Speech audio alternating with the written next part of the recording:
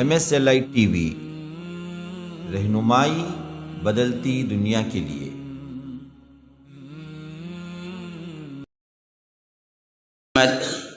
كما صليت على إبراهيم وعلى آل إبراهيم إنك حميد مجيد وبارك على محمد وعلى آل محمد كما باركت على إبراهيم وعلى آل إبراهيم إنك حميد مجيد۔ برادران اسلام، واجب الاحترام بزرگوں، دوستوں، عزیز ساتھیوں، لائق احترام ماؤں اور بہنوں، اللہ تبارک و تعالی نے اس دنیا میں حضرت آدم علیہ السلام کو اتارا تو اسی وقت فرما دیا کہ فَإِمَّا يَأْتِيَنَّكُم مِّنِّي هُدًى فَمَن تَبِعَ هُدَايَ فَلَا خَوْفٌ عَلَيْهِمْ وَلَا هُمْ يَحْزَنُونَ۔ دیکھو، اب میری طرف سے تمہارے پاس ہدایتیں آتی رہیں گی، جو کوئی ان ہدایتوں کی پیروی کرے گا تو اس کے لیے کوئی خوف کا موقع نہیں ہے اور نہ کوئی رنج کا موقع ہے۔ اور اسی طرح اسی واقعے کو، یہ تو سورہ بقرہ میں فرمایا، سورہ طٰہٰ میں یہی واقعہ ریپیٹ ہوا ہے۔ حضرت آدم علیہ السلام کا واقعہ قرآن میں تقریباً 7 جگہ آیا ہے۔ ان میں سے سورہ طٰہٰ میں فرمایا کہ فَمَنِ اتَّبَعَ هُدَايَ فَلَا يَضِلُّ وَلَا يَشْقَىٰ۔ دیکھو، میری ہدایتیں اب تمہارے پاس آتی رہیں گی، جو کوئی ان ہدایتوں کی پیروی کرے گا، یعنی کتاب و سنت پر عمل پیرا ہوگا، یعنی جو رسول لے آئے اللہ کی کتاب اور ان کے طریقے اور ان کے باتوں پر عمل کرے گا، تو فرمایا کہ فلا یضل ولا یشقا، کہ نہ وہ گمراہ ہوگا نہ بدبخت ہوگا۔ تو فرمایا کہ تو خوف زدہ نہ ہوگا، رنج نہ ہوگا، بدبخت نہ ہوگا، گمراہ نہ ہوگا۔ کب؟ جب تو اللہ اور اس کے رسول کی باتوں پر عمل پیرا ہوگا۔ تو یاد رکھیے، آج مسلمانوں کو سوچنا چاہیے کہ کیا ہمارے اندر یہ چاروں بیماریاں ہیں؟ کیا ہمیں رنج نہیں ہے؟ کیا ہمیں دھڑکا لگا ہوا نہیں ہے؟ کیا ہمیں خوف سے ہم کانپ نہیں رہے ہیں؟ کیا ہمارے اندر بدبختی چھائی ہوئی نہیں ہے؟ کیا ہم بدقسمت اور بے راہ نہیں ہیں، گمراہ نہیں ہیں؟ یہ تمام چیزیں ہیں تو واضح طور پر اللہ تو جھوٹ نہیں بولتا۔ وَمَنْ أَصْدَقُ مِنَ اللَّهِ حَدِيثًا، اللہ سے زیادہ سچی بات کرنے والا کون ہے؟ تو اللہ تبارک و تعالی کا قول جھوٹا نہیں ہے، لیکن ہمارے ماننے میں جھوٹا۔ ہم جو کہتے ہیں اللہ اور اس کے رسول کو مانتے ہیں، اس کے اندر کوئی کھوٹ ہے، اسی واسطے ہمارے اندر یہ چاروں صفات پیدا نہ ہو سکی۔ تو اسی تسلسل سے آپ یہ میری تمہید سمجھ لیجئے، کیونکہ جمعہ کا خطبہ بڑا تنگ وقت ہوتا ہے تو میں لمبی تمہید تو نہیں باندھ سکتا، لیکن یہی تمہید ہے، یہی انٹروڈکشن کلمات ہے میرے، کہ اصل میں ہمیں اپنے اوپر سب سے پہلے یہ تجزیہ کر لینا چاہیے کہ اللہ اور اس کے رسول کے مطابق ہماری زندگیاں ہوتی تو لا خوف علیہم ولا هم یحزنون کا یہ عمل بھی ہمارے ساتھ ہوتا، اور اسی طرح اللہ تبارک و تعالی نے جو فرمایا کہ فلا یضل ولا یشقا، اس کا بھی عمل ہوتا۔ اور یہ دونوں نہیں ہیں تو ہم اللہ اور اس کے رسول کی جو تعلیمات ہیں اس کو ہم بلا چکے ہیں۔ اس میں چھوٹی کی تعلیم کیا ہے؟ سب سے پہلی چیز جس کی طرف اللہ تبارک و تعالی نے بلانے کا حکم دیا، اور جس کی وجہ سے جناب محمد الرسول اللہ صلی اللہ علیہ وسلم جو اپنی قوم پہ سب سے معزز تھے، پلکیں بچھاتے تھے۔ آپ کو معلوم ہے 35 سال کی عمر پہ کعبہ عصر نو تعمیر ہوا اللہ کے رسول صلی اللہ علیہ وسلم کے دور مبارک میں۔ 40 سال میں نبوت ملی، 35 سال میں ابھی نبوت نہیں ملی تھی، اور یہ معاملہ ہوا کہ سیلاب اور پانی کی وجہ سے کعبۃ اللہ جو حضرت ابراہیم علیہ السلام نے تعمیر کیا تھا، اس کی دیواریں تھوڑی سی بوسیدہ ہو گئی، اور ان لوگوں نے طے کیا کہ اس کو ڈھا کر عصر نو تعمیر کریں گے۔ تو کعبۃ اللہ جب اس کو برابر کر دیے تو حجر اسود جو مقدس ترین جنت سے لایا گیا پتھر ہے، اس کو نصب کرنے فٹ کرنے کے سلسلے میں مشرکین مکہ کے درمیان جھگڑا ہو گیا. کوئی کہتا تھا کہ یہ شرف میں کروں گا، کوئی کہتا تھا کہ میں، کوئی دوسرا میں.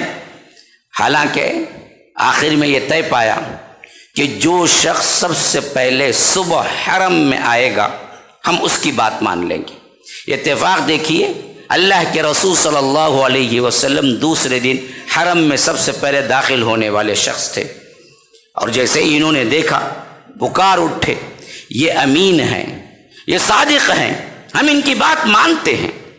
گویا کہ نبوت سے پہلے اللہ کے رسول صلی اللہ علیہ وسلم کی زندگی مبارکہ اتنی پاک، صاف اور شفاف تھی کہ پوری قوم اللہ کے رسول صلی اللہ علیہ وسلم کو سچے اور امانت دار کا لقب دے چکی تھی. ان کی باتوں کو ماننے لگے تھے اور اپنی پلکیں بچھاتی تھی. لیکن یہی قوم جب اللہ کے رسول صلی اللہ علیہ وسلم نے اس دعوت کو پیش کیا، آپ کو معلوم ہے، فرمایا کہ انک لمجنون، آپ تو دیوانے ہیں. ہاں، لساحر مجنون، کہیں فرمایا کہ آپ تو جادوگر ہیں. طرح طرح کی تکلیفیں دی گئی.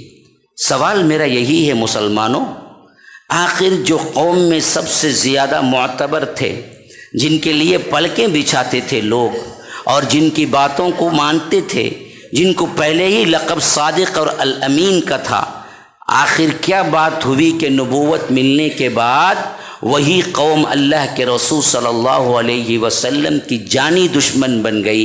ان کو مارنے اور اذیت دینے کے بہانے تراش کرنے لگی، اور اللہ کے رسول کو کہیں ساحر کہا، کہیں جادوگر کہا، کہیں مجنون کہا، کہیں دیوانہ کہا، کہیں اللہ تبارک و تعالیٰ نے اس کی تردید میں آیتیں اتاری، نون والقلم وما یسطرون ما انت بنعمت ربک بمجنون وان لک لاجرا غیر ممنون وانک لعلی خلق عظیم. بدبختو، تمہارے صاحب دیوانے نہیں ہیں.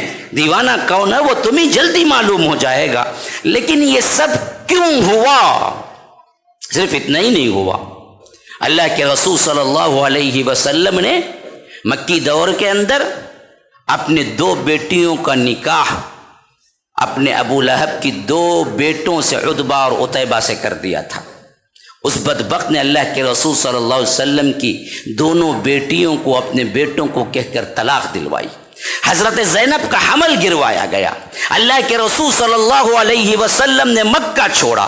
اللہ کے رسول صلی اللہ علیہ وسلم کے ساتھ غزوہ احد پیش آیا، غزوہ خندق پیش آیا، غزوہ بدر پیش آیا. کئی صحابہ شہید ہوئے. اللہ کے رسول صلی اللہ علیہ وسلم کے دندان مبارک شہید ہوئے.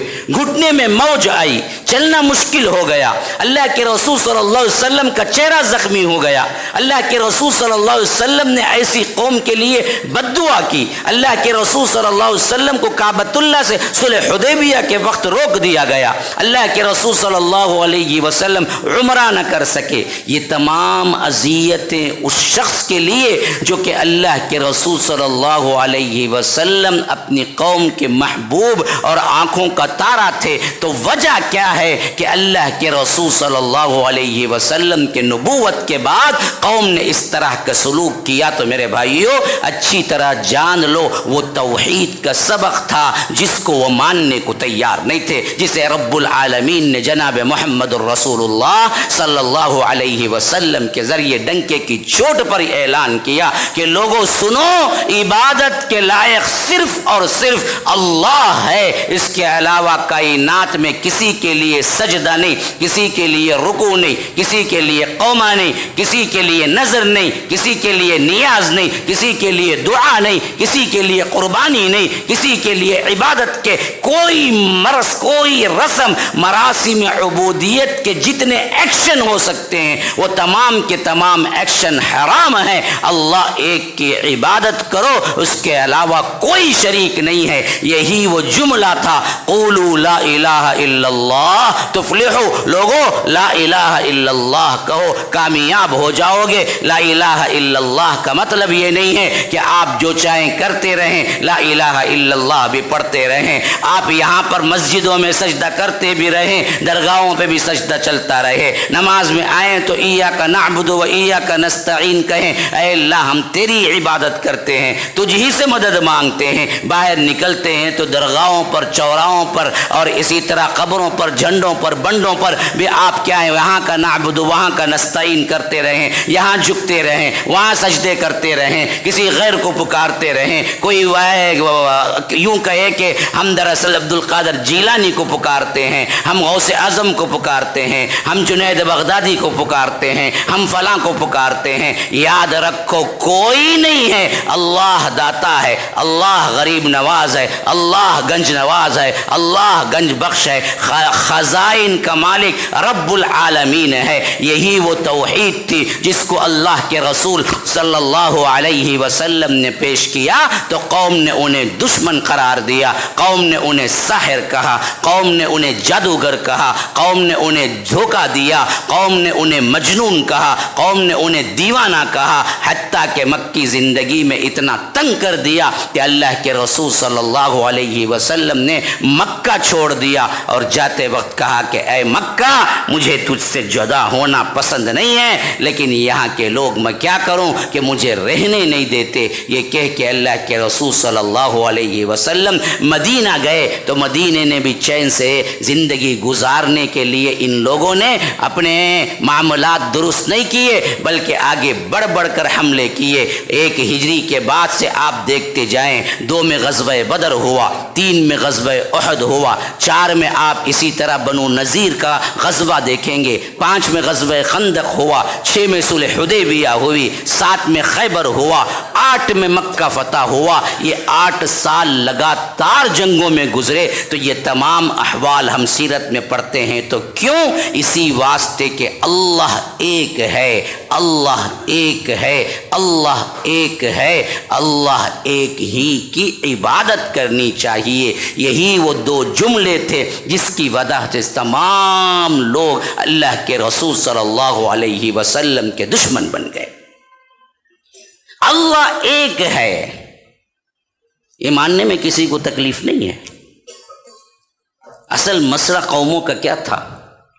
اللہ ایک کی عبادت نہیں کرتے تھے۔ توحید کا یہ مطلب نہیں ہے کہ اللہ ایک ہے، توحید کا مطلب یہ ہے کہ اللہ ایک کی عبادت کرو۔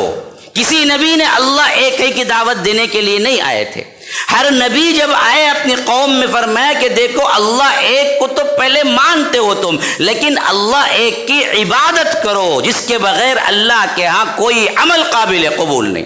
آپ دیکھ لیجئے، لقد ارسلنا نوحا الى قومه فقال یا قوم اعبدوا اللہ ما لکم من الہ غیرہ۔ ہم نے حضرت نوح کو ان کی قوم کی طرف بھیجا، انہوں نے کہا کہ اے میری قوم کے لوگوں ایک اللہ کی عبادت کرو۔ یہ نہیں کہا کہ اللہ کو مانو، اللہ کو مانتے تھے۔ اب حیران ہوں گے مشرکین مکہ ہم سے زیادہ اللہ کو مانتے تھے، حج بھی کرتے تھے، عمرہ بھی کرتے تھے، اللہ کو پکارتے بھی تھے، بسمک اللہم لکھتے بھی تھے، اور اللہ تبارک و تعالیٰ سے دعائیں بھی ہوتی تھی، اللہ کے بارے میں جانتے بھی تھے۔ آپ کو میں بتاؤں گا ابھی اگر وقت ملے تو کیسے عقیدے کے ساتھ مشرکین مکہ اللہ کو مانتے تھے۔ ماننا توحید نہیں ہے۔ توحید کیا ہے؟ اصل ماننا نہیں ہے، اس کی صرف اور صرف عبادت کرنا اور عبادت میں کسی کو شریک نہ کرنا۔ اسی لیے فرمایا کہ لقد ارسلنا نوحا الی قومہ فقال یا قوم اعبدوا اللہ، اے میری قوم کے لوگوں اللہ ایک کی عبادت کرو۔ وَإِلَىٰ عَادٍ أَخَاهُمْ هُودًا، حضرت ہود علیہ السلام کی طرف حضرت ہود علیہ السلام عاد کی طرف بھیجے گئے۔ انہوں نے کیا کہا؟ فقال یا قوم اعبدوا اللہ، اے میری قوم کے لوگوں اللہ ایک کی عبادت کرو، اللہ کو مانو نہیں۔ وَإِلَىٰ ثَمُودَ أَخَاهُمْ صَالِحًا، صالح علیہ السلام حضرت صالح علیہ السلام سمود کی طرف بھیجے گئے۔ انہوں نے کیا کہا؟ فقال یا قوم اعبدوا اللہ، دیکھو اے میری قوم کے لوگوں اللہ ایک کی عبادت کرو۔ اصل توحید کیا ہے؟ توحید کی اہمیت اور اس کی تقاضے آپ کو میں بتانے سے پہلے آپ لوگ جان لینا چاہیے کہ توحید کیا ہے۔ توحید اللہ ایک کو ماننے کا نام نہیں ہے۔ یہ سب تو ہم مسلمان مانتے ہیں، لا الہ الا اللہ کا کلمہ کون نہیں پڑھتا ہے؟ مقصود کیا ہے؟ مقصود یہ ہے کہ اللہ ایک کی عبادت نہیں کرتے۔ سجدہ یہاں بھی جھنڈے کے لیے بھی سلامی دیتے ہیں، ہاں کہیں بنڈا ہے تو اس کے لیے بھی جھکتے ہیں، کہیں قبر ہے تو وہاں پر بھی سجدہ ہے، کہیں درگاہیں ہیں تو وہاں پر بھی نظر و نیاز ہے۔ کہاں پر آپ کو لگے کہ یہاں پر ولی اللہ ہیں تو لگے آپ وہاں پر شروع کر دیتے ہیں اپنے وہ تمام چیزیں جو رب العالمین کے لیے خاص ہیں، عبادتیں۔ تو اصل مسئلہ کیا ہے؟ اللہ ایک کی عبادت کرنا، اللہ ایک کو ماننا نہیں۔ اب آئیے اصل توحید کی اس شق کو سمجھنے کے بعد ہم آگے بڑھتے ہیں اہمیت کے اعتبار سے۔ اللہ کے رسول صلی اللہ علیہ وسلم نے جو تعلیم دی، اس کا سب سے اہم ترین مغز میں بیان کر دیتا ہوں۔ فرمایا ان اللہ لا یغفر ان یشرک بہ ویغفر ما دون ذلک لمن یشاء۔ اللہ تبارک و تعالی چاہے ہر گناہ معاف کر دے، لیکن شرک کو اللہ کبھی معاف نہیں کرے گا۔ ہاں یہ ایک گناہ اللہ کبھی معاف نہیں کرے گا، باقی جو چاہے معاف کر سکتا ہے، کتنا بڑا گنہگار کیوں نہ ہو۔ چاہا تو اللہ بغیر عذاب کے اسے جنت بھیج سکتا ہے اگر وہ توحید پر مرا ہو، لا الہ الا اللہ کہا ہو اور اسی پر اپنی زندگی بتایا ہو۔ اگر نہیں، اس کے علاوہ پوری زندگی سجدے میں سر رکھ کے گزارا ہو لیکن اس کے اندر توحید نہیں ہے، تو یاد رکھو فإن اللہ حرم انہ من یشرک باللہ فقد حرم اللہ علیہ الجنہ ومأواہ النار، کہ جو کوئی شرک کرتا ہے اللہ تبارک و تعالی اس کے لیے پوری جنت کو حرام کر دیتا ہے۔ اب اس تناظر میں آپ 3 واقعات ذہن میں رکھ لیجئے۔ شرک کیا ہے؟ اللہ کے ساتھ کسی کو شریک کرنا شرک کہلاتا ہے، خواہ وہ عبادت میں ہو، خواہ وہ قومے میں ہو، خواہ وہ قیام میں ہو، خواہ وہ سجدے میں ہو، خواہ وہ رکوع میں ہو، خواہ وہ قربانی میں ہو، خواہ وہ نظر و نیاز میں ہو، خواہ وہ پکارنے میں ہو۔ کوئی بھی عبادت اگر آپ اللہ کے علاوہ کسی کے لیے کرتے ہیں تو وہ شرک ہے، اور آگے کا کوئی شخص ولی ہو، نبی ہو، لکڑی ہو، پتھر ہو، حجر ہو، شجر ہو، کائنات میں جو کچھ بھی ہو، وہ تمام کے تمام اگر سامنے ہوں تو اللہ تبارک و تعالیٰ کے ہاں قابل قبول نہیں ہے، وہ شرک ہے۔ وَاعْبُدُوا اللَّهَ وَلَا تُشْرِكُوا بِهِ شَيْئًا، کہ اللہ ایک کی عبادت کرو، اس کے سوا کسی کو شریک نہ کرو، خواہ وہ نبی ہی کیوں نہ ہو، آپ ان کو شریک نہیں کر سکتے۔ اللہ کے رسول صلی اللہ علیہ وسلم کے پاس صحابہ آئے، کہا کہ اللہ کے رسول، ہم نے دیکھا ہے کہ بادشاہوں کے ہاں جب وہ لوگ دربار میں آتے ہیں تو درباری لوگ انہیں سجدہ کرتے ہیں، آپ تو دنیا و آخرت کے بادشاہ ہیں، آپ ہمیں اجازت دیں کہ آپ بھی آئیں تو ہم آپ کے لیے سجدہ کریں۔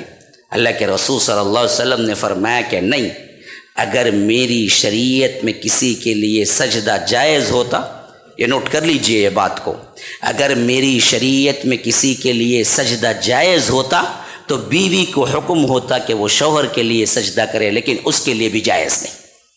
صاف انکار کر دیا اللہ کے رسول صلی اللہ علیہ وسلم، حتیٰ کہ فرمایا کہ میں اپنی مجلس میں آؤں تو تم میرے استقبال کے لیے اٹھ کے بھی کھڑے نہ ہوا کرو۔ جو شخص چاہتا ہے کہ وہ آئے تو لوگ اس کے لیے کھڑے ہو کر استقبال کریں، تو فرمایا کہ وہ اپنا ٹھکانہ جہنم میں بنا لے۔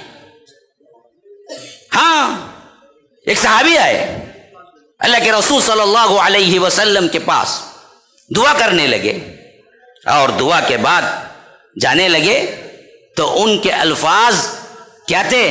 اگر یہ دعا اللہ اور اس کا رسول چاہیں تو قبول ہو جائے گی۔ فرمایا کہ ماشاء اللہ وشئت، اللہ اور اس کا رسول چاہیں گے تو میری دعا قبول ہو جائے گی، میرا کام بن جائے گا۔ اللہ کے رسول صلی اللہ علیہ وسلم نے انہیں بلایا، کہا کہ کیا فرمایا؟ کہا کہ میں نے کہا کہ ماشاء اللہ وشئت۔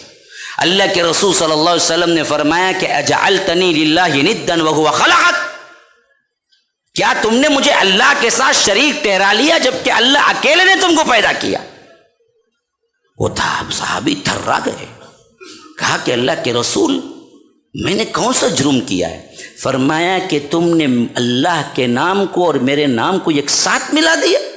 میں اور اللہ چاہوں, اکیلے کہو کہ اللہ چاہے, اگر کہنا ہی چاہو تو پھر ثم کا اضافہ کرو, کہو کہ ماشاء اللہ ثم وشئت, اللہ چاہے اور پھر آپ چاہیں, یہ کہو ماشاء اللہ وشئت. اتنی زیادہ باریک بینی سے جناب محمد الرسول اللہ صلی اللہ علیہ وسلم نے ہمیں توحید سکھائی ہے. حالانکہ ہم خود چند پیسوں کے لیے, چند کام بنانے کے لیے بڑے عہدیداروں سے یہ کہتے ہمارا دن نہیں گزرتا, آپ دل رکھے تو ہو جائے گا, آپ مرضی کریں تو ہو جائے گا, ارے آپ ذرا سا حکم کریں, یہ تو ہم کیا ہیں, ہر وقت کہتے رہتے ہیں. اللہ کے رسول صلی اللہ علیہ وسلم کے لیے یہ لفظ کون سی بڑی بات تھی, لیکن اللہ کے رسول صلی اللہ علیہ وسلم کو توحید سکھلانا مقصود تھا میرے بھائیوں.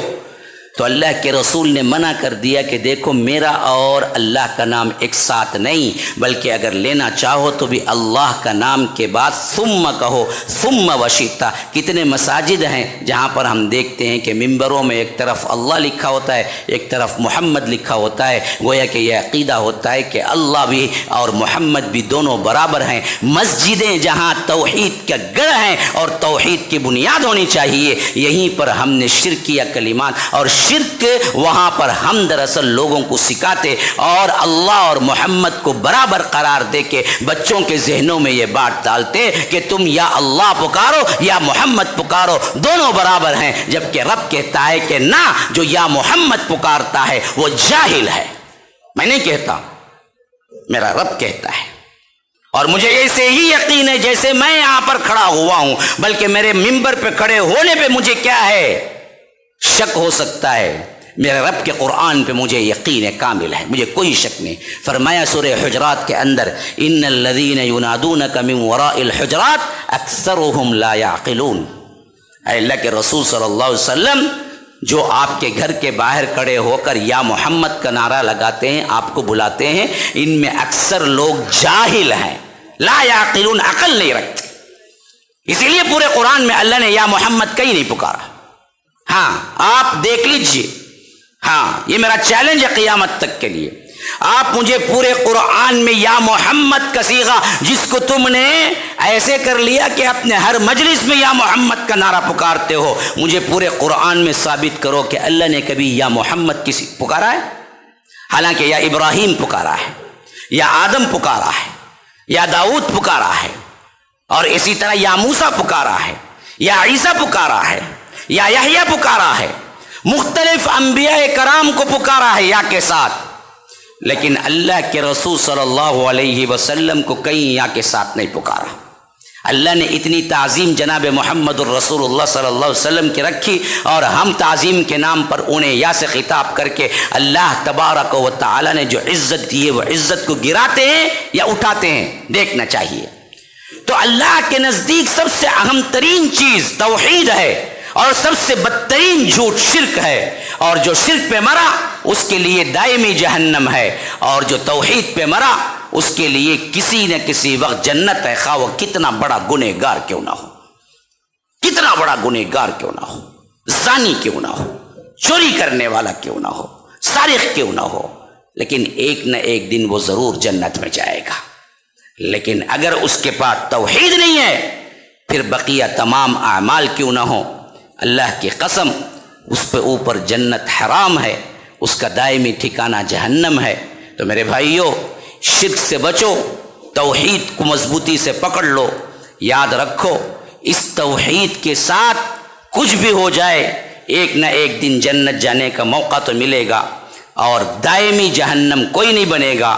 لیکن کوئی بندہ پوری زندگی عبادتوں میں گزار لے, اور لیکن اس کے اندر شرک ہو, وہ غیر اللہ کو پکارتا ہو, وہ خواجہ اجمیر کو یا بند نواز کو یا بغداد والے کو یا فلاں کو یا فلاں کو, اور وہ سمجھتا ہو کہ یہ سب بھی میری مدد کرنے پہ قادر ہیں, اور اسی پہ مر جائے.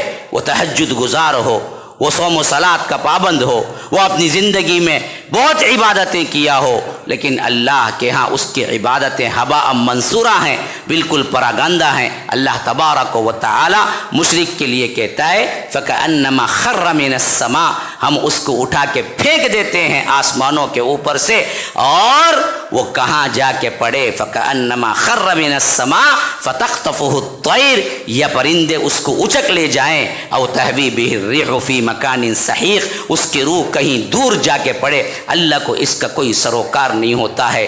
جب روحیں اوپر چڑھتی ہیں، جب ملک الموت روح نکالتے ہیں، وہ اللہ کے ساتھ کسی غیر اللہ کو بھی پکارا ہو، شرک کیا ہو، تو اللہ تبارک و تعالی نے فرمایا لا تفتح لهم ابواب السماء، آسمان کے دروازے اس کے لیے کھولے نہیں جاتے ہیں، ولا يدخلون الجنہ، اور وہ جنت میں داخل نہیں ہوتا ہے، حتی یلج الجمل فی سم الخیاط، یہاں تک کہ سوئی کے ناکے میں اونٹ داخل ہو جائے۔ یعنی فرمایا کہ سوئی کے ناکے میں اونٹ کا داخل ہونا جیسے ناممکن ہے۔ سوئی کا ناکھا جو تاگا ڈالتے ہیں نا جی، کتنا بڑا ہوتا ہے، کیا اس کے اندر سے ہاتھی چلے جائے گا؟ نہیں نا۔ تو فرمایا کہ سوئی کے ناکے میں جیسے اونٹ داخل ہونا ناممکن ہے، بالکل اسی طرح کوئی مشرک جنت میں داخل ہونا ناممکن ہے۔ شرک سے بچو، توحید کو اپناؤ۔ اس سلسلے میں 3 چیزیں کبھی نہ بھولنا جو تاریخ میں ہوئے ہیں۔ سب سے پہلا واقعہ ہے حضرت نوح علیہ السلام کے بیٹے کا۔ اللہ تبارک و تعالی فرماتا ہے حتی اذا جاء امرنا وفارت التنور قل نحمل فيها من كل زوجين اثنين واهلك الا من سبق عليه القول ومن آمن وما آمن معه الا قلیل۔ اللہ تبارک و تعالی نے جب دنیا میں سب سے پہلے شرک آیا تو حضرت نوح علیہ السلام کو رسول بنا کے بھیجا، اور آپ کو پتہ ہے حضرت نوح نے 950 سال تب تبلیغ کی ہے، توحید کی طرف بلایا ہے۔ کتنے سال؟ 950، 50 کم ہزار سال۔ لقد ارسلنا نوحا الى قومه فلبث فیہم 1000 سنة الا 50 عاما، 50 کم ہزار سال حضرت نوح کو ہم نے بھیجا، اور وہ انی دعوت قومی لیلا ونہارا فلم یزدہم دعائی الا فرارا، کہ وہ اللہ کی طرف بلاتے رہے کہ لوگوں شرک سے بچو، لیکن یہ نہیں بچے۔ اچھا ایک بات یہاں پر بہت ٹویسٹ کرتے ہیں لوگ، یہ بات بھی جان لیجیے، وہ یہ کہ بھائی یہ بتوں کی پوجا ہے، بھائی شرک۔ ہم جو پکارتے ہیں نا وہ اللہ کے ولیوں کو پکارتے ہیں، کیا بت اور ولی دونوں برابر ہو سکتے ہیں کیا؟ یہ اللہ کے نیک بندے ہیں جن کو اللہ نے پاور دے رکھا ہے، ہم ان کو پکارتے ہیں۔ یہ جو اللہ تبارک و تعالی نے انبیاء کرام کو بھیجا، یہ لوگ اصل میں بتوں کو پکارتے تھے۔ آج اس کا بھی ازالہ میں کر دیتا ہوں اسی جمعہ کے خطبے میں، تاکہ کوئی آگے چل کر گمراہ نہ کر سکے۔ جن بتوں کو پکارنے کا آپ نعرہ لگاتے ہیں، حضرت نوح علیہ السلام جب آئے اپنی قوم کے اندر، اس وقت کوئی بت کا معاملہ نہیں تھا، آپ اچھی طرح سمجھ جائیے۔ اللہ تبارک و تعالی نے حضرت آدم کے بیٹوں میں توحید رکھی، اور حضرت آدم کو بھی توحید کے ساتھ بھیجا۔ اچھا کتنے سال؟ حضرت ابن عباس بخاری کی روایت کے اندر یہ تشریح کرتے ہیں کان الناس امتاً واحدہ، پوری امت ایک توحید پر تھی۔ کتنے سال؟ 10 قرون کلہم علی الاسلام، ہاں پورے کے پورے 10 صدیاں، ایک صدی 100 سال کی بھی ہے، یا اور بھی ایک نسل پوری جتنی ہے وہ بھی لے سکتے ہیں، میرے کیف آپ 100 سال ہی رکھ لیجیے۔ 10 صدیاں کا مطلب ہے 1000 سال پوری امت صرف توحید پہ تھی، کوئی شرک نہیں، کوئی درگاہ نہیں، کوئی غیر اللہ نہیں، کوئی بنج نواز نہیں، کوئی پنجتن پاک نہیں، کوئی دراصل کیا نہیں ہے دوسرا کو پکارنے والا نہیں، اور کوئی بغداد والا بھی نہیں، کوئی کیا ہے اجمیر والا بھی نہیں۔ اچھا پھر کیا ہوا؟ لوگوں کے اندر شرک پیدا ہوا۔ کیسے پیدا ہوا؟ بت کے ذریعے سے؟ نہ، حضرت آدم علیہ السلام کے بعد نبوت اللہ نے حضرت شیس کو دی، جو حضرت آدم کے بیٹے ہیں۔ ان کا نام قرآن میں نہیں آیا ہے، روایتوں میں آیا ہے۔ اچھا، حضرت سیس کے بیٹوں میں یہ نام ہے، کون کون؟ ود، سواع، یغوث، یعوق، نصر، جو قرآن کے اندر سورہ نوح میں آیا ہے۔ یہ 5 پنجتن پاک اس وقت بھی تھے، آج بولتے نا پنجا پنجا، یہ 5 بت اس وقت بھی تھے جن کے نام کیا تھے؟ ود، سواع، یغوث، یعوق، نصر، جس کو رب العالمین کہتا ہے جب حضرت نوح علیہ السلام نے دعوت دی تو قوم کے لوگوں نے کہا وَقَالُوا لَا تَذَرُنَّ آلِهَتَكُمْ وَلَا تَذَرُنَّ وَدًّا وَلَا سُوَاعًا وَلَا يَغُوثَ وَيَعُوقَ وَنَسْرَ، کہ ہم ضرور اپنے معبودوں کو نہیں چھوڑیں گے، ود کو نہیں چھوڑیں گے، سوا کو نہیں چھوڑیں گے، یغوث کو نہیں چھوڑیں گے، یعوق کو نہیں چھوڑیں گے، نصر کو نہیں چھوڑیں گے۔ اچھا، یہ 5 لوگ کون ہیں؟ کیا یہ بت ہیں؟ یہی غلط فہمی ہے میرے بھائیو، اچھی طرح کان کھول کے سن لو۔ حضرت ابن عباس کی تفسیر ہے، کہتے ہیں کہ یہ 5 لوگ حضرت آدم کے پڑ پوتے تھے، حضرت شیس کے بیٹوں کے بیٹے تھے، بڑے اللہ والے تھے اور بہت عبادت گزار تھے، قوم ان کو بہت مانتی تھی۔ جب یہ 5 لوگ وفات پا گئے تو شیطان نے دلوں کے اندر یہ وسوسہ ڈالا کہ یہ تمہارے بزرگ لوگ ہیں، تم اصل میں دیکھے ہو لیکن تمہارے آنے والی نسلیں نہیں دیکھی ہیں، تو اس واسطے وہ لوگ جہاں واعظ و نصیحت کرتے تھے ان کی جگہوں پہ کوئی پتھر نصب کر دو تاکہ لوگوں کو معلوم ہو تمہارے بڑے لوگ یہاں بیٹھ کے واعظ و نصیحت کرتے تھے۔ تو ان لوگوں نے مان لیا۔ تفسیر ابن کثیر کے اندر یہ روایت موجود ہے جو میں کہہ رہا ہوں۔ اچھا، وہ نسل بھی مر گئی، اگلی نسل آئی تو شیطان نے ان کے دلوں میں ڈالا کہ دیکھو تمہارے جو آبا و اجداد جہاں پر پتھر نصب کیے تھے، جہاں ولی اللہ بیٹھا کرتے تھے، اگر تم مر گئے تو ان کو دیکھنے والے کوئی نہیں ہوں گے، تو اس واسطے ان کی یاد میں تم پتھر نہیں بلکہ پتھر کے ساتھ ساتھ تصویر بھی رکھو تاکہ لوگ بھول نہ جائیں۔ تو ان لوگوں نے تصویریں رکھ دی اور تب بھی عبادت شروع نہیں ہوئی، وہ نسل بھی مر گئی۔ اگلی نسل آئی تب شیطان نے ان کے دلوں میں ڈالا دیکھو تمہارے آبا و اجداد تو تصویر رکھے ہوئے تھے اور یہاں پر بیٹھا کرتے تھے، وہ لوگ جانتے تھے ان کے ادب احترام کو، لیکن آگے آنے والی نسل دراصل نہیں جانتی ہوگی، اس واسطے تم ان کی پوجا پاٹ شروع کر دو تاکہ اللہ تم سے راضی ہو جائے۔ تو تیسری نسل والوں نے ان مجسموں کے پاس بیٹھ کے پوجا شروع کر دی، تو یہاں سے ہی شرک کی ابتدا ہوئی، حالانکہ وہ پورے کے پورے اللہ کے ولی تھے۔ خود حضرت ابن عباس کی روایت ہے کہ ہذہ اسماء رجال صالحین من قوم نوح، ود، سواع، یغوث، یعوق، نصر، یہ 5 بت اصل میں حضرت نوح علیہ السلام کے صالح ترین بندوں کے نام ہیں۔ جیسے ہمارے ہاں عبد القادر جیلانی ہیں، کالے شاہ ولی ہیں، حسنین کریمین ہیں، علی اجویری ہیں، فلاں ہیں، جن کو ہم سمجھتے ہیں کہ یہ اللہ کے مقرب ہیں۔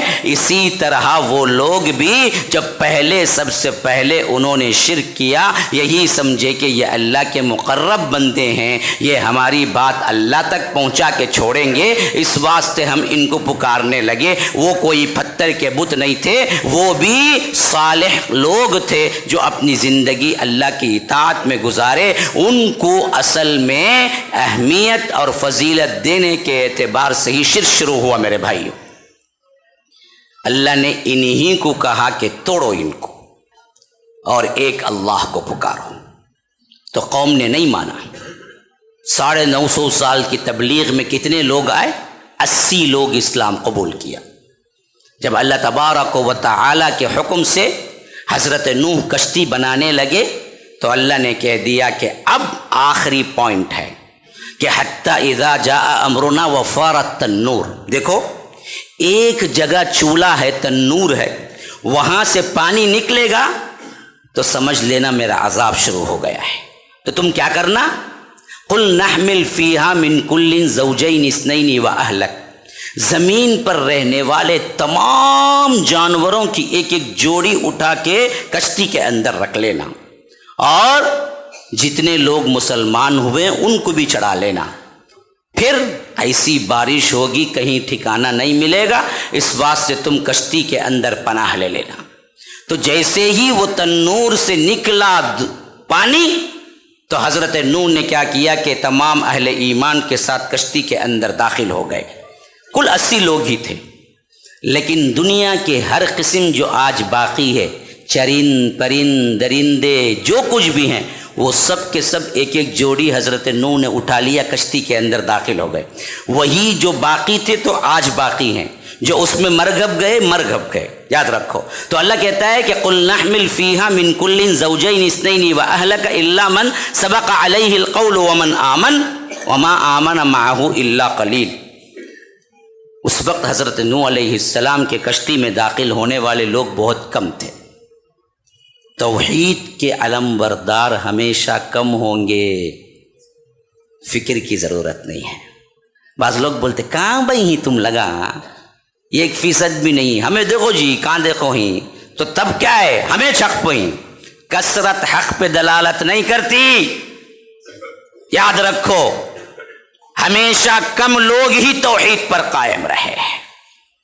80 لوگ، 950 سال کی دعوت، صرف 80، اس لیے اللہ کہتا ہے وَمَا آمَنَ مَعَهُ إِلَّا قَلِيلٌ، نہیں ایمان لائے مگر صرف چند لوگ۔ اچھا کیا ہوا، کشتی میں سوار ہو گئے۔ اب کشتی میں سوار ہوتے ہی حضرت نوح علیہ السلام نے دعا پڑھ لی، وَقَالَ ارْكَبُوا فِيهَا بِسْمِ اللَّهِ مَجْرِيهَا وَمُرْسَاهَا، اے اللہ ہم نے تیرے نام کے ساتھ ہی سواری کی ہے، اب اس کا چلنا اور اس کا ٹھہرنا تیرے نام کے ساتھ ہے۔ اب ادھر ہوا کیا، اللہ نے آسمان کو حکم دیا برس جا، زمین کو حکم دیا کہ پھٹ جا، دونوں طرف سے پانی۔ وَفَجَّرْنَا الْأَرْضَ عُيُونًا فَالْتَقَى الْمَاءُ عَلَى أَمْرٍ قَدْ قُدِرَ، اوپر سے بھی پانی نیچے سے بھی پانی، حتیٰ کہ اوپر والا پانی نیچے والا پانی دونوں مل گیا، اس حد تک پانی۔ اللہ کہتا ہے وَهِيَ تَجْرِي بِهِمْ فِي مَوْجٍ كَالْجِبَالِ، اتنا پانی کہ اس میں سے ایک ایک موج اٹھتی تھی تو ایسے معلوم ہوتا تھا گویا کہ کیا ہے، پہاڑ ہے۔ جیسے سمندر میں لوٹ ہم بولتے ہیں نا، ہم موج نہیں بولتے، ہم لوٹ بولتے ہیں۔ سمندر میں موجیں اٹھتی ہیں تو جیسی بڑی بڑی موجیں ہوتی ہیں، ویسے نارمل پانی میں سے موجیں اٹھتی تھی تو بڑی بڑی موجیں، ایسے لگتا تھا گویا کہ ایک پہاڑ ہے جو پانی کا اٹھا ہے۔ وہی تجری بہم فی موجن کالجبال۔ ایسی حالت میں کیا ہوتا ہے، آخری سین دیکھ لو جو اللہ تعالیٰ بتانا چاہتا ہے۔ وَنَادَى نُوحٌ ابْنَهُ، ان کا اپنا بیٹا مشرک تھا، ایمان نہیں لایا تھا، نوح کا بیٹا۔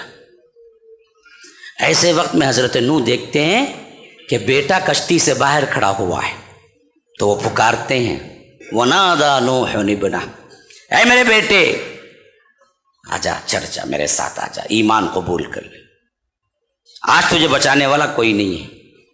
وَكَانَ فِي مَعْزِلٍ يَا بُنَيَّ ارْكَب مَعَنَا وَلَا تَكُن مَعَ الْكَافِرِينَ، مشرکوں کے ساتھ، کافروں کے ساتھ نہ ہو جا۔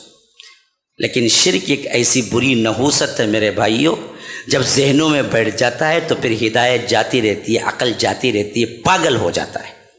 آپ کتنا بھی قرآن حدیث بتاؤ نا، وہ بولتا کہ نہیں بھائی میرے بڑے جو بولے ہیں نا جی میں وچ کروں گا جی۔ ارے بھائی قرآن میں دیکھو، بھائی حدیث دیکھو، ہم نہیں مانتے بھائی، ہمارے پیروں کو ہم مانتے۔ تو مشرک کی عقل پہ اللہ پردہ ڈال دیتا ہے۔ یہاں نوح اپنے بیٹے کو ڈائریکٹ پکار کے کہتے ہیں کہ آ جاؤ بیٹا، اور ادھر طوفان ایسا ہے کہ زمین آسمان کا پانی مل گیا۔ لیکن شرک کی نحوست ایسی ہے کہ وہ بدبخت بیٹا کہا قال سآوی الی جبل یعصمنی من الماء، میں دیکھو وہ جو پہاڑ دکھ رہا ہے نا، وہ پہاڑ کے اوپر چڑھ جاؤں گا تو پانی سے بچ جاؤں گا، پانی وہاں تو نہیں آئے گا نا اتنا اونچا، تو میں وہاں چلے جاؤں گا۔ تو حضرت نوح نے کہا کہ لا عاصم اليوم من امر اللہ، بیٹے آج اللہ کے اذن کے بغیر تجھے کوئی بچانے والا نہیں ہے، اللہ ہی بچا سکتا ہے، اور آج مشرکوں کو اللہ بچانے والا نہیں ہے۔ اس واسطے ایمان قبول کر لے، آ جا۔ ابھی یہ آخری بات چیت ہو ہی رہی تھی، اللہ تعالیٰ قرآن میں کیسے واقعات کو لایا ہے دیکھیے۔ اللہ کہتا ہے کہ ابھی باپ بیٹا بات ہی کر رہے تھے، وَحَالَ بَيْنَهُمَ الْمَوْجُ فَكَانَ مِنَ الْمُغْرَقِينَ، ایک بہت بڑی موج اٹھی، حضرت نوح کے سامنے ان کے بیٹے کو بہا لے گئی۔ نوح کچھ نہیں کر سکے۔ اب اس کے بعد چلتی رہی کشتی، چلتی رہی۔ بعض روایتیں ہیں کہ 40 دن تک بارش ہی بارش رہی اور کشتی چلتی رہی، یہاں تک کہ جب اللہ تبارک و تعالی نے شرک سے پوری زمین کو پاک کر دیا، سب مر گھپ گئے مشرک، تو اللہ نے کہا کہ وقیل یا ارض ابلعی معک ویا سماء اقلع، زمین تو اپنا پانی نگل لے، آسمان تھم جا، وغیض الماء، اور زمین کے اندر جتنا پانی ہے سب سخت بن جاؤ، زمین بن جاؤ، پانی اس میں سے جاتا رہے۔ یہ ایک آیت کافی ہے کہ قرآن اللہ کا کلام ہے، یاد رکھو۔ ہاں، کئی مستشرقین، کئی انگریز مؤرخین، کئی بڑے بڑے سیاستدان، کئی عقل و ذہن کے بڑے بڑے لوگ اس ایک آیت کا ترجمہ پڑھ کے اسلام قبول کر لیا۔ پتہ ہے آپ کو، ہم اصل میں پڑھتے نہیں، ہم کو پتہ ہی نہیں ہے اس کے اندر کیا ذوق ہے، کیا علم ہے۔ صرف خالق ہی جس نے پیدا کیا ہو آسمان و زمین کو، آسمان و زمین کو ایسا آرڈر دے سکتا ہے، ورنہ کوئی نہیں دے سکتا جو اللہ نے یہاں پر آرڈر دیا ہے۔ قیل یا ارض ابلعی معک ویا سماء اقلع وغیض الماء وقضی الامر۔ اس کے اندر دیکھیے جو حاکمیت ہے، جو رب کا حکم ہے، وہ صرف وہی دے سکتا ہے جو اس کو بنایا ہو۔ فرمایا کہ آسمان رک جا، زمین جتنا پانی ہے نگل لے، اور زمین کے درمیان جو پانی ہے وہ سخت ہو جا۔ اور اللہ تبارک و تعالی نے فرمایا وغیض الماء وقضی الامر، فیصلہ چکا دیا گیا۔ واستوت علی الجودی، جودی کے پہاڑ پر کشتی ٹک گئی، مسئلہ ختم، سب دور ہو گئے۔ وقیل بعدا للقوم الظالمین، ظالم قوموں سے کہہ دیا گیا کہ دور ہو جاؤ۔ اب جیسے ہی حضرت نوح کشتی سے نیچے اترے، اپنے بیٹے کو دیکھا تھا اپنے آنکھوں سے ڈوبتے ہوئے، انہوں نے پکار لگائی، یا رب، اے اللہ، یہ کیسا ہے کہ میرا بیٹا میرے آنکھوں کے سامنے ڈوب گیا؟ ہاں، حالانکہ تو نے مجھے بتایا تھا کہ تو مجھے رسوا نہیں کرے گا۔ وَأَنْتَ أَحْكَمُ الْحَاكِمِينَ، تو سب حاکموں کا بڑا حاکم ہے۔ ہاں، إِنَّهُ لَيْسَ مِنْ أَهْلِكَ، اللہ نے فرمایا کہ نوح تمہارا بیٹا نہیں ہے۔ مسئلہ ختم، مشرک مومن کا وارث نے مومن، مشرک کا وارث نے، مسئلہ ختم۔ انہوں نے کہا اللہ میرا بیٹا میرے آنکھوں کے سامنے ڈوب گیا، اللہ تو نے بچایا نہیں، تو احکم الحاکمین۔ تو اللہ نے کہا کہ نوح تمہارا بیٹا نہیں ہے، لیس من اہلک انہ عمل غیر صالح، وہ عمل جو کرتا تھا وہ شرک کرتا تھا، وہ برا عمل تھا۔ فلا تسألنی ما لیس لک بہ علم، بغیر علم کے میرے پاس سوال نہ کرو۔ انی اعظک ان تکون من الجاہلین، میں تمہیں واعظ کرتا ہوں کہ تم جاہلوں کی سی باتیں نہ کرو۔ تو حضرت نوح ہاتھ اٹھا دیے، انی اعوذ بک ان اسألک ما لیس لی بہ علم والا تغفر لی وترحمنی اکن من الخاسرین، کہ اے اللہ میں پناہ میں آتا ہوں کہ میں بغیر علم کے سوال کروں، اگر میرا بیٹا نہیں ہے، بس تیرا فرمان یہی ہے تو میں نے قبول کیا اور میں توبہ کرتا ہوں کہ تو مجھے معاف کر دے۔ حضرت نوح علیہ السلام تائب ہو گئے، اور مشرک کے لیے دعائے مغفرت بھی نہیں ہو سکتی، اللہ تبارک و تعالی نے اٹھا کے پھینک دیا۔ تو حضرت نوح شرک کی وجہ سے اپنے بیٹے کو نہیں بچا سکے، حضرت ابراہیم شرک کی وجہ سے اپنے باپ کو نہیں بچا سکے، جناب محمد الرسول اللہ صلی اللہ علیہ وسلم شرک کی وجہ سے حضرت ابو طالب کو نہیں بچا سکے۔ یہ دو واقعات میرے اوپر پینڈنگ ہیں، وقت اجازت نہیں دیتا، ورنہ میں تفصیل سے بیان کرتا کہ یہ دو واقعات بھی کیسے ہوئے، لیکن شاید شام میں وقت مل جائے یا میرے دورے میں کہیں وقت مل جائے تو میں آپ کے سامنے بیان کروں گا، کیونکہ جمعہ کا وقت بڑا تنگ ہوتا ہے۔ لیکن یاد یاد رکھو، ایک بات ہمیشہ یاد رکھیے کہ شرک ایک ایسی نحوست ہے، ایک ایسی بلا ہے، ایک ایسا گناہ ہے، ایک ایسی معصیت ہے، اگر اس کے ساتھ آپ کو نسبت نوح کے بیٹے کی مل جائے، آپ کو نسبت حضرت ابراہیم کے باپ جیسی مل جائے، اور آپ کو نسبت جناب محمد الرسول اللہ کے چچا جیسی مل جائے، تب بھی جنت میں داخل نہیں ہو سکتا، تو پھر ہما شما کا کیا اعتبار ہے، ہمارا کیا معاملہ ہے؟ اس واسطے مسلمانوں ایک اللہ کی عبادت کرو، اس کے علاوہ کسی کے سامنے نہ جھکو، اس کے علاوہ کسی کے سامنے رکوع نہیں، کسی کے سامنے سجدہ نہیں، کسی کے سامنے قیام نہیں، کسی کے سامنے نظر نہیں، کسی کے سامنے نیاز نہیں، کسی کے لیے پکارنا نہیں، اللہ ایک کی توحید پہ رہو، پھر تو یاد رکھو تمام تر گناہ ہیں لیکن شرک نہیں ہے تو آپ جنت جائیں گے۔ ایک مثال کے ذریعے ذہن میں رکھ لو، دیکھو ریاضی کا ایک اصول ہے، سائنس حساب کا ایک اصول ہے، میتھمیٹکس کا ایک اصول ہے، آپ ایک لگا لیں پہلے اور اس کو ضرب لگاتے جائیں، 1 into 1 1، 10 into 1 10، 100 into 1 100، 1000 into 1 1000، 10,000 into 1 10,000، lakhs into 1 lakhs، 10 lakhs into 1 10 lakhs، 1 crore into 1 crore۔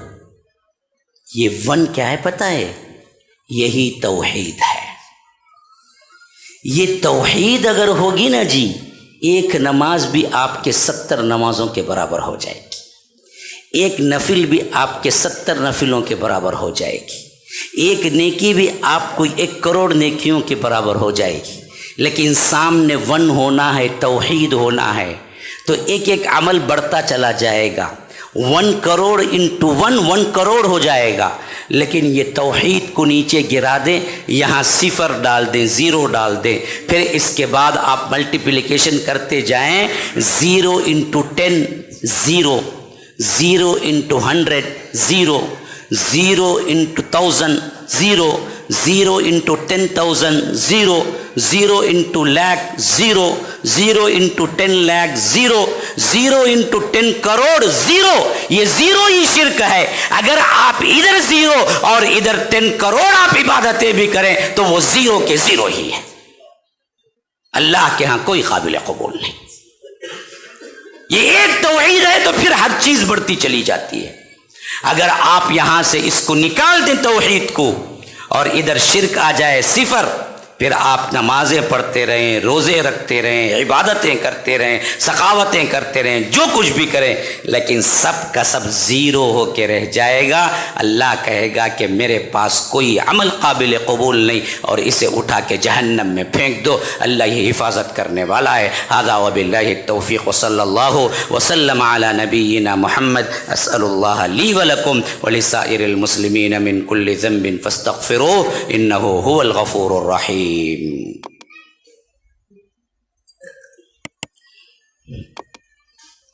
الحمد لله حمدا كثيرا كما أمر، وأشهد أن لا إله إلا الله وحده لا شريك له إدغاما لمن جحد به وكفر، وصلى الله وسلم على نبينا محمد۔ فأعوذ بالله السميع العليم من الشيطان الرجيم من همزه ونفثه ونفخه، إن الله وملائكته يصلون على النبي يا أيها الذين آمنوا صلوا عليه وسلموا تسليما، اللهم صل على محمد وعلى آل محمد كما صليت على إبراهيم وعلى آل إبراهيم إنك حميد مجيد، وبارك على محمد وعلى آل محمد كما باركت على إبراهيم وعلى آل إبراهيم إنك حميد مجيد، وصل على جميع الأنبياء والمرسلين والملائكة المقربين والخلفاء الراشدين، خصوصا منهم أبي بكر وعمر وعثمان وعلي